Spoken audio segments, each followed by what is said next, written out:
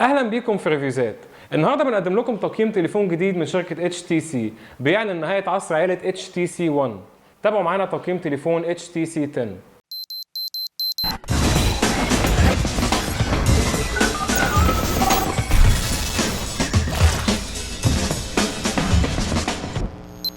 اول ما بنشوف جهاز HTC 10 بنلاحظ ان هو مصنوع من المعدن وله شكل حلو جدا وحواف او ايدجز بتسهل مسك التليفون بصوره كبيره جدا، بيسموها شامفرد ايدجز.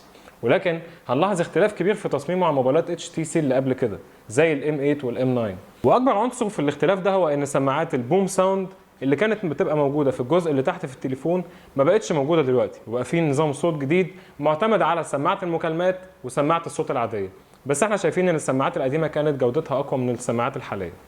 من الحاجات المهمه جدا برضه في الجهاز ان فتحه الشحن بتاعته هي USB-C مش مايكرو USB، ودي معروفه بقوتها سواء في سرعه الشحن او في نقل البيانات، بتكون اسرع بكتير من المايكرو USB. لو جينا نبص على فتحات وزراير التليفون هنلاقي ان من قدام في الهوم بutton وهو في نفس الوقت الفينجر برنت سنسور، وهو مش زرار بالمعنى المعروف لكن هو زي التاتش، بين التاتش وبين الزرار شويه. هنلاقي على الشمال في الباك بutton، وهنلاقي على اليمين زرار المالتي تاسكينج. ولو بصينا على يمين التليفون هنلاقي فيه الباور بutton والفوليوم روكر والفتحه بتاعه السيم كارد. اما على الشمال مش هنلاقي اي حاجه غير فتحه الميموري كارد، وفي التليفون من تحت هنلاقي فتحه السماعات وفتحه الشاحن والمايك. الشاشه الموجوده في التليفون هي 5.2 بوصه بجوده عاليه الدقه، هي QHD 2560 في 1440 وكثافه بيكسلز 565 بيكسل لكل بوصه. وطبعا الارقام دي عاليه جدا وبتخلي جوده التليفون ممتازه في عرض الفيديوهات اللي جودتها عاليه. بس العيب الوحيد الموجود في الشاشه ان سطوعها في اضاءه الشمس ما كانش عالي قوي زي ما احنا كنا متوقعين، لكن بالنسبه لزوايا الرؤيه ودرجات الابيض والاسود ووضوح الالوان كانت اكتر من ممتازه. تليفون HTC 10 بيجي باحدث نظام تشغيل من اندرويد وهو اندرويد مارشميلو 6.0.1، وعليه احدث نسخه من واجهه مستخدم HTC وهي Sense UI اللي الشركه عدلت عليها كتير وشالت بعض التطبيقات اللي كانت بتنزل مع التليفون وما كانش ليها لازمه قوي، وده خفف من الواجهه كتير وخلاها اقرب لشكل الاندرويد الاساسي وخلى الجهاز اسرع بكتير عن قبل كده. كمان موجود على الجهاز تطبيق بوست بلس، وده اللي بيحسن من اداء التليفون بشكل كبير.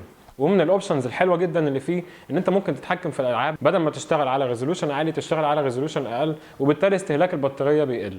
كمان في اكتر من اوبشن تاني ان انت تمانج من خلاله الابس بتاعتك او يشيل الملفات الموجوده على التليفون وما لهاش لازمه، ودي بتساعد ان هو يخفف الرام على طول. كمان من الحاجات الكويسه الموجوده في التليفون ان عليه ثيم ستور، عليه اكتر من ثيم تقدر تختار ما بينهم، وكمان بيتيح لك الخاصيه ان انت تedit جوه الثيم نفسه وتغير من شكل الايقونات ومن شكل النوتيفيكيشن بار او من شكل الساعه والويدجتس الموجوده على التليفون. بالنسبه لاداء التليفون فالمعالج الموجود فيه هو سناب دراجون 820 رباعي النواه ومعاه 4 جيجا بايت رام. وبعد استخدامنا للتليفون وبعد ما نزلنا عليه الابلكيشنز وشغلناها، المتاح في الرامات الموجوده هو 2 جيجا بايت رام، واحنا شايفين ان ده رقم عالي جدا بيساعد ان التليفون يشتغل من غير ما يهنج او يقطع معاك.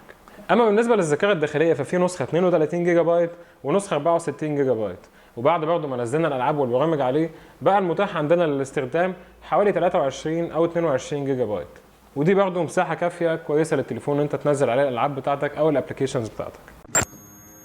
دلوقتي هنتكلم عن حاجه من اهم الحاجات الموجوده في التليفون وهي الكاميرا بتاعته. كاميرا التليفون الخلفيه هي 12 ميجا بكسل وفتحه العدسه بتاعتها 1.8، وده بيخلي التليفون جودته ممتازه في الاضاءات المنخفضه. كمان التليفون مزود بدول فلاش، وكمان الشركه هنا استخدمت سنسور الترا بيكسل، وده بالاضافه لفتحه العدسه بيخلي التصوير في الاضاءه المنخفضه زي ما قلنا ممتاز. ومن المميزات الموجوده في التليفون كمان تقنيه OIS اللي بتساعدك انك تصور الصور وفيديوهات ما تكونش مهزوزه. وكمان التليفون فيه ليزر اوتو فوكس علشان يسهل سرعه التنقل في الفوكس بين الحاجات اللي انت بتصورها. الكاميرا الاماميه للتليفون مصنوعه بدقه 5 ميجا بكسل وفتحه العدسه بتاعتها 1.8، ودي برضه بتساعد على التصوير في الاضاءه المنخفضه. ومن المميزات الحلوه اللي فيها ان فيها OIS، وده بيساعدك برضه انك تصور بيها فيديوهات او صور من غير ما تكون الصوره مهزوزه. السوفت وير بتاع الكاميرا الموجود استخدامه سهل جدا وكمان شكله حلو جدا. هنلاقي تحت مفيش غير زرار واحد بتاع التصوير وزرار تاني على شماله علشان نصور فيديو وزرار تالت عشان نقلب بين الفرونت كاميرا وبين المين كاميرا. اما من فوق هنلاقي فيه الزرار اللي في النص، وده هو اللي بيجيب لنا كل المودز الموجوده في التليفون. ولو جينا نبص هنلاقي ان في اكتر من مود زي السيلفي فيديو او السيلفي فوتو، كمان في سلو موشن او هايبر لابس اللي بتصور بسرعه، وفي فيديو مود والبرو مود. البرو مود اللي هو بيتيح لك ان انت تتحكم في كل حاجه لو انت محترف تصوير، والبانوراما والزو كاميرا. وبالنسبه لبطاريه التليفون فهي 3000 ملي امبير، وفيها الباور سيفر مود وفيها الاكستريم باور سيفنج مود، عشان لو انت الموبايل قرب يفصل شحن تقدر تشتغل بيه بخصائص اقل لمده اطول. كمان التليفون زي ما قلنا الشحن بتاعه USB-C، وده بيساعد ان هو يشحن التليفون بشكل اسرع بكتير. من الاخر تليفون HTC 10 قدم مواصفات ممتازه من ناحيه التصميم ومن ناحيه الشاشه وكمان من ناحيه الكاميرا، لكن كان نفسنا التليفون ده يكون مضاد للاتربه ومضاد للميه، كمان كان نفسنا يكون سعره اقل شويه مقارنه بباقي الموبايلات الموجوده في السوق بنفس الامكانيات وسعرها اقل. ده كان تقييم تليفون HTC 10. لو عايزين تشوفوا تقييمات ومقالات تانية تابعونا على reviewzat.com وتابعونا على تويتر وانستجرام وفيسبوك ريفيوزات. كان معاكم احمد مغازي، سلام.